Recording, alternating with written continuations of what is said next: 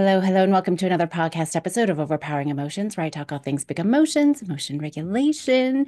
Today, I'm still talking about emotion regulation and something that maybe we take for granted and don't think a lot about, but can be really powerful for emotion regulation and well-being, and that's really touch and social connection, right? Oftentimes, the emotional dysregulation and fear and things like even anger, it comes up because we're feeling disconnected.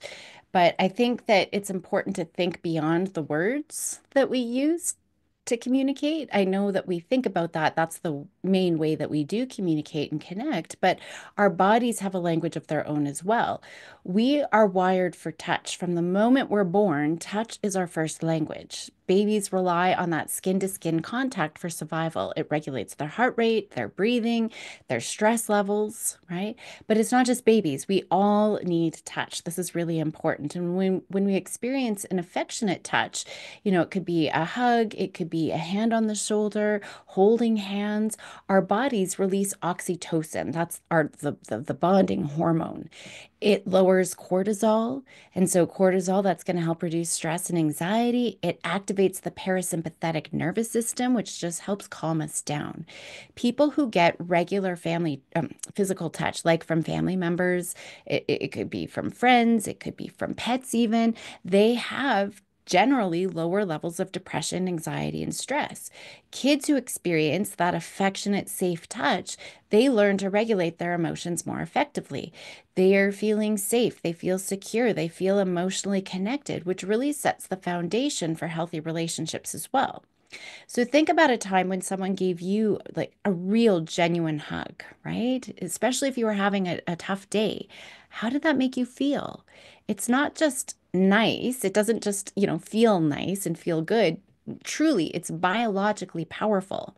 I think we're deprived of touch, right? There's a lot of touch that I don't like, I will say, but a big, genuine, full body hug from my daughter. Oh, my youngest daughter just gives the best hugs. It doesn't matter how stressful my day is, right? She's really showing her love. There's no words communicated, but there's nothing else in the world that can make me feel the same sort of way. So that's really important for us to think about. Now, affectionate touch and what's true for one person might be different for another person. So we really need to understand, what those things are.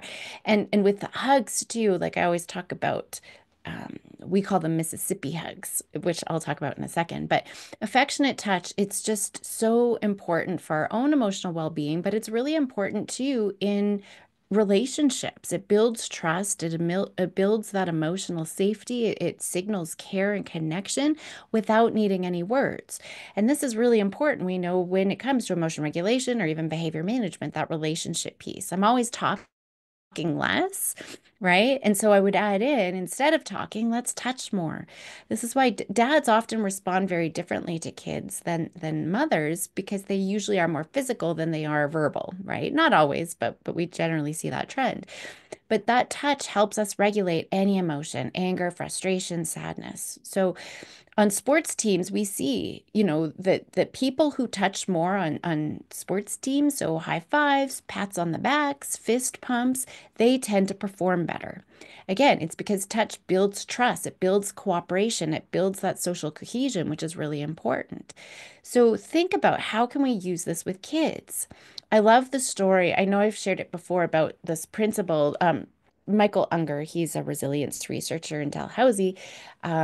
He went to Colombia in, I believe it was the 80s, right? Where there's lots of gunfire, all of the drug wars that are going on. But there was a principal in Colombia where she used touch, where kids really felt like they belong. So they were willing, and their parents were willing to send these kids to school, even though there's active gunfire going on, right? Because they felt so connected. They felt safe. They loved their principal so much. And she literally, every morning, kids would come up to her and she would hug every single one of them. I believe she kissed them on the forehead and, patted them on the rump as they kind of went in.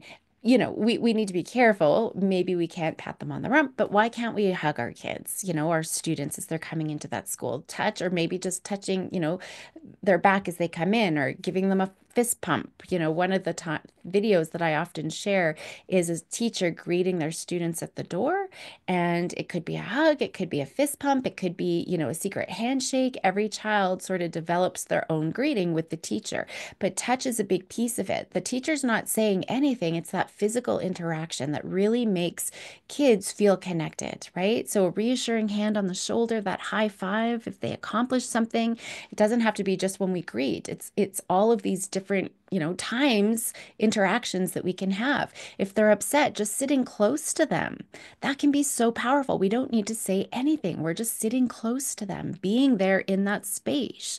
So that touch, it should always be used for connection, not discipline, not correction. It should only be used for connection and emotional regulation, right?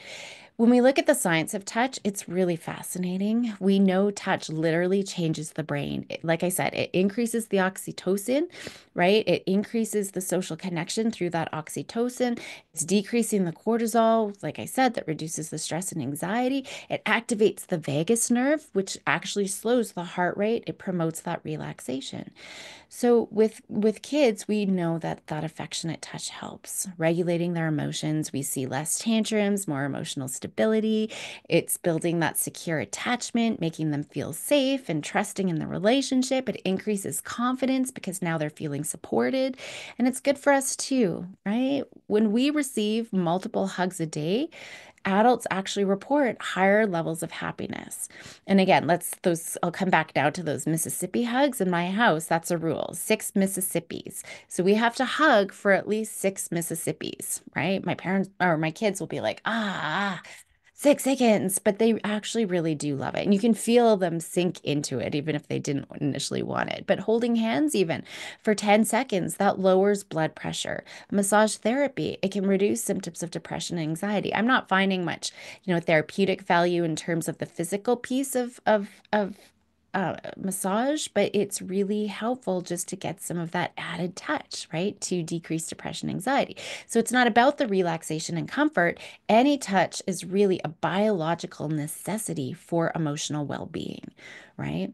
So look at how can you use hugs as emotional resets? Hug your kids before they leave school and whenever they come home, or, if you're an educator or even if you're a clinician, how can you use touch when you're greeting kids, right?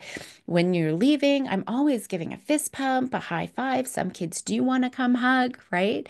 My own kids, as a mother, every time they walk into the room, even if they were just there and went to the bathroom and came back, I am, Maya, and then I'll grab her and we have this, the 6 Mississippi rule for the hug. And she's like, I was just here. They're frustrated, but they do it. And the times when I might not do it, I can tell they're like waiting for their hug. Um, so just being proactive through the day, lots of those hugs, but you can also hug after an emotional outburst to reconnect and soothe. Maybe not in the middle of an emotional outburst. We just want to be there close in proximity, but that's another time afterwards. We can validate their feeling and, the tough time that they're having. We can also hug before bed. That's going to help with relaxation and sleep.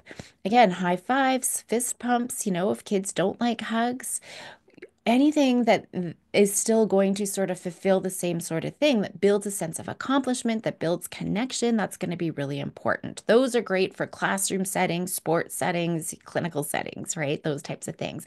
But again, even just a hand on the shoulder or, the back, that's a really reassuring touch. So maybe when they're nervous or struggling, we can acknowledge and validate and show that we're there to support them, but also show confidence on the other hand that, they're going to handle it. But that builds trust without being overwhelming and without talking and being in their face. Eye contact and presence is part of this too. Sometimes being fully present is just as powerful as some of that touch, leaning in, sometimes making eye contact, but oftentimes I find, especially if they're emotionally dysregulated, sitting next to them is actually better. So we don't have that necessarily direct eye contact, which can be overwhelming, but sometimes just, in the right moment when they are like looking for that accomplishment and connection, that eye contact can just show warmth and create some of that emotional safety. So the challenge this week, Hopefully, you're taking on some of these challenges. The challenge this week is increasing physical touch. Maybe it's giving an extra hug or a high five or a reassuring touch every day. Just notice how that changes your connection. Be proactive. Don't wait for emotional upset. Be proactive. How can you start incorporating a little bit more touch? And observe and adjust. If they, get rigid, well, at first they might, because this is weird. What are you doing? Right? They still might, but adjust is needed. How are they responding to touch? Maybe you're going to experiment every day, like a little, what do they seem more receptive to? Are they pulling away? Are they responding and smiling? Really respect their comfort level. You can even ask them, right? Just find the key is just finding small ways to connect. And think too, how does it affect you? We're going to watch their responses, but how does it affect you? Because touch benefits you too. So if you're feeling I could see the value in this and I might enjoy it, then maybe keep trying it. But if you're like, no, that's weird, I hate it, then don't keep trying that, right? But I do want you to try. Touch really is such a powerful way to regulate those emotions, to build that connection. And those are the two key pieces, right? That we really that are going to help everything with learning and behavior management and everything else. So it's a natural, really easy way to boost that mental, emotional well-being. So I'll leave it there for today. Do go try, do go experiment. If you have found this episode helpful, definitely share with others. Rate me on Google Podcasts, Apple Podcasts. Help those kiddos be bold and courageous, and I will see you next time.